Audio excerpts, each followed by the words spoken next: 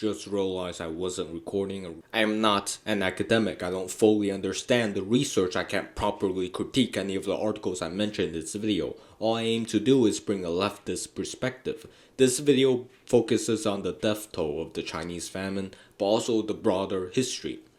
Communist China and its evolution into capitalism with Chinese characteristics is worth studying. During the 60s and 70s, China was what most Western socialists supported, and perhaps rightly so, because in some cases, for example Algerian independence, China took a better position than the Soviets. See this article. Today, China is the only opposition left to the West. They are also a climate leader despite being capitalist. 50s revolutionary China, being a communist country, was obviously embargoed by the US for decades, and also the UN during the Korean War, where the US basically effectively committed genocide or at the very least deliberately killed millions of civilians. But despite embargoes, China still grew during this time. The West is not an ally. Foreign aid always comes with caveats. Mao rejected aid during the famine. Chinese leadership attempted to solve the problem domestically. This did not work out, and the famine was a tragedy. But it was also the last Chinese famine because industrialized countries practically have no famines. You want to prevent famines? Stop underdeveloping countries through imperialism. In the Russian Civil War, for example, interventions by foreign Western powers in support of the Tsar caused war, leading to famine. Communism doesn't cause famine, underdevelopment and politics does.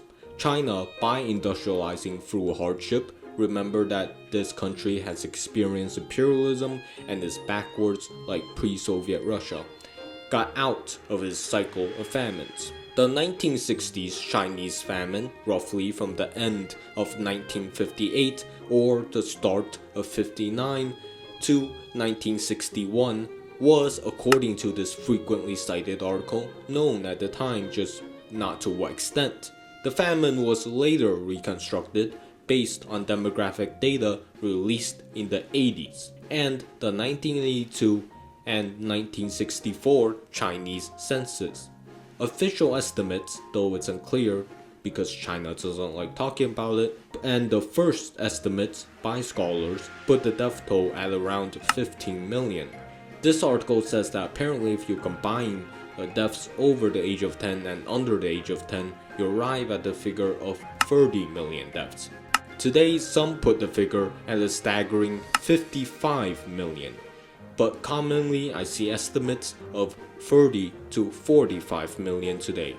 Before that article, I read this article and then tried to do more research on the subject, as I don't know much about Chinese history. I've only been studying Soviet history. The article says that the Western interpretation of the Chinese famine is greatly exaggerated and not based on scholarly analysis. Instead, it relies on arbitrary assumptions and deliberate manipulation of the data. Specifically, the article talks about Coe and Bannister's estimates. This claim seems very reasonable to me, as the West constantly does that to all communist countries. Just one look at Black Book of Communism can tell you that. This Chinese article puts forward a new estimate below that of Coe and Bannister's. The article agrees more with that name's 22 million estimate. It starts off by listing previous estimates ranging from 10 million to 30 million. It then uses data and a mathematical model to predict previous mortality rates. The study considers age. It claims to be more scientifically valid than Coe's estimates. I came across this article and the author's book. One of the main questions I have is, how do you hide some 45 million deaths? World War II killed less than half that amount, and the war is ingrained into Chinese memory. The author says, quote, "There is no collective memory of the famine, no public monument, no museum, no remembrance day, no mention of it in any textbook," unquote. To me, and maybe your opinion is different, this is not a very satisfying explanation, and scanning through the chapters, there seems to be no further explanation. Perhaps then it's just bad wording, because the author knows that there is a name for the famine in China, 3 years of natural/economic difficulties. I think the author mentions that, I'm not sure. I guess what people like her are talking about then is the scale of the famine. That's what's quote-unquote hidden.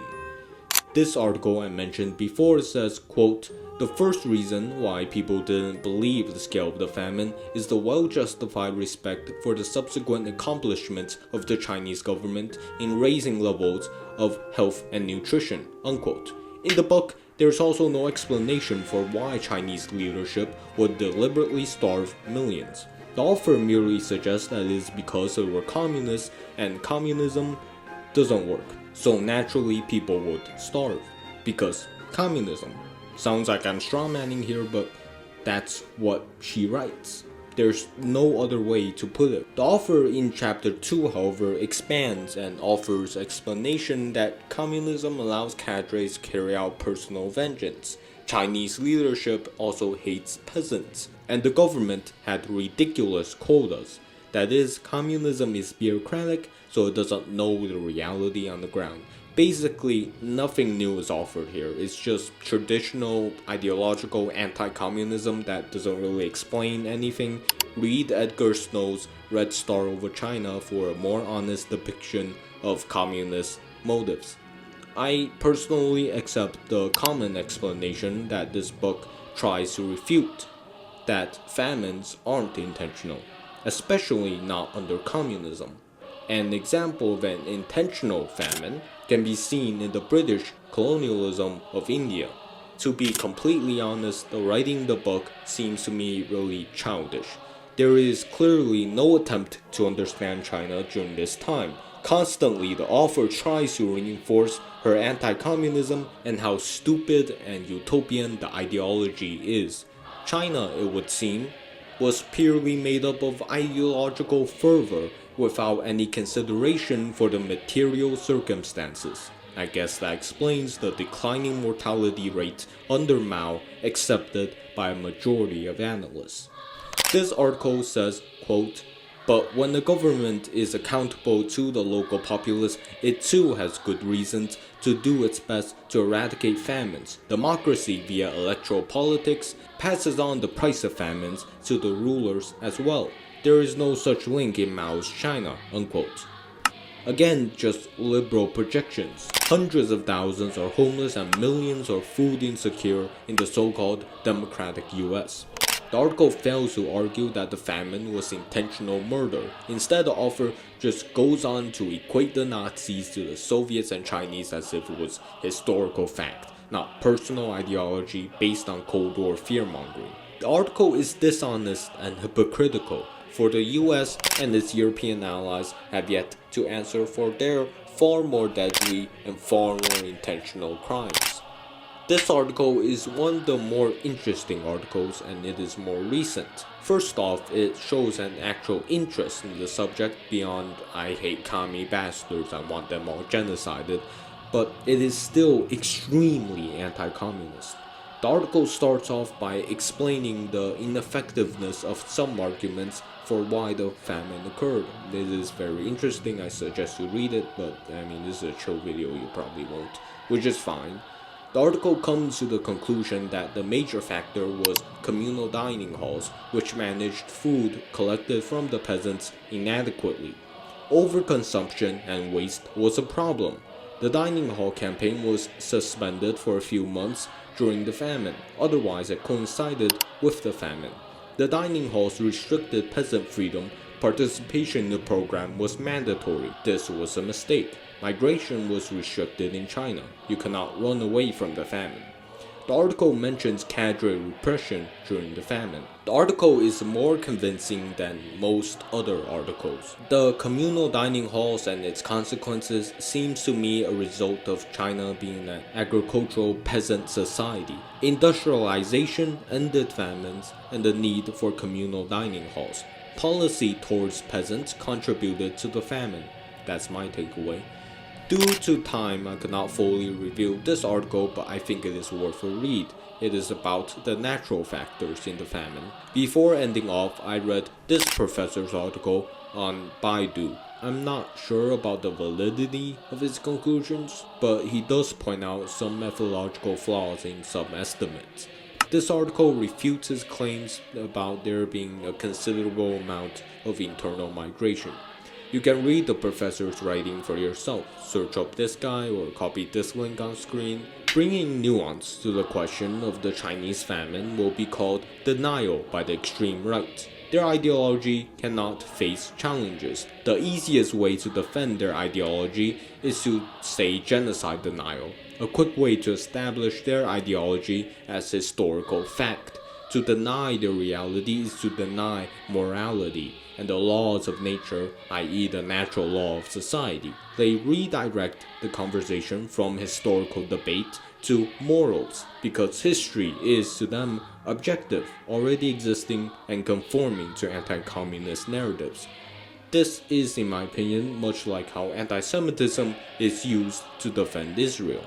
It seems to me the Chinese famine was an unintentional fault of the bureaucratic system in China.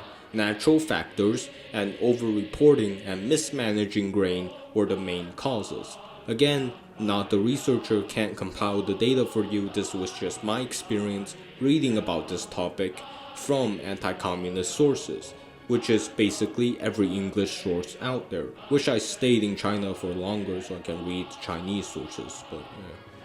The death toll of the famine is unknown. I cannot estimate it, though my bias accepts the 15 million-ish number.